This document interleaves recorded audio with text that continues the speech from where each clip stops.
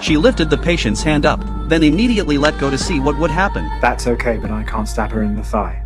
It's a test for pseudocoma. When the patient's hand is released directly above the face, it should strike the face on the way down. After that, she checked her pupils and breathing response. As it turned out, all the evidence was right there on the surface. The woman was indeed in a coma. But even so, Sherlock still believed that the woman lying before him was last night's killer. Just last night, Mike was found brutally murdered in his home. The police responded to the call and arrived at the scene, only to find what appeared to be a robbery homicide. But after Sherlock examined the crime scene, he immediately rejected the police's initial conclusion. Sherlock believed this wasn't a robbery homicide at all. Instead, someone had shot Mike from the couch and then another person had stolen items from the house. He believed the shooter was a woman because he just picked up the scent of women's perfume on the couch. And the robber was a man because he discovered that a cabinet had been dragged away. Unless it was a strong, able-bodied man, there's no way someone could move such a heavy cabinet. At that moment, a photo Anna found perfectly confirmed Sherlock's theory. There had indeed been a large cabinet in that corner. But this building didn't have an elevator at all. There was no way they could have carried it down from the 6th floor. If Sherlock's hunch was right, that cabinet was still somewhere in the building.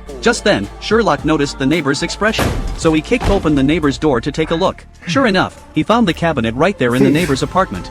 Now all you need is your killer. After the police interrogated the neighbor, he admitted to the robbery, but refused to confess to the murder. He also claimed that he'd run into a suspicious woman in the hallway at the time. This lined up perfectly with Sherlock's theory about the killer. So based on the neighbor's description, they quickly tracked down this suspect. But what Sherlock didn't expect was that she'd been in a coma for 3 days, lying in a hospital bed with no way to commit the crime. Sherlock suspected the woman was faking the coma, because the scent he picked up on her was the same perfume from the crime scene. Just as Sherlock was puzzling over this, a colleague happened to send him a text saying the woman had a twin sister named Laura. They immediately headed to Laura's company. When they saw what Laura looked like, they realized the two sisters were fraternal twins. The two looked different from each other. Laura didn't match the killer's description. So what was really going on here? It turned out the twins' father had passed away from an illness. He was a famous local billionaire who'd left behind a fortune worth hundreds of millions. Sherlock believed the killer's motive might be tied to this massive inheritance. Before he died, the father had told his twin daughters that he had 2 illegitimate children out there. So Laura had hired a private investigator at great expense to secretly track down these 2 illegitimate kids.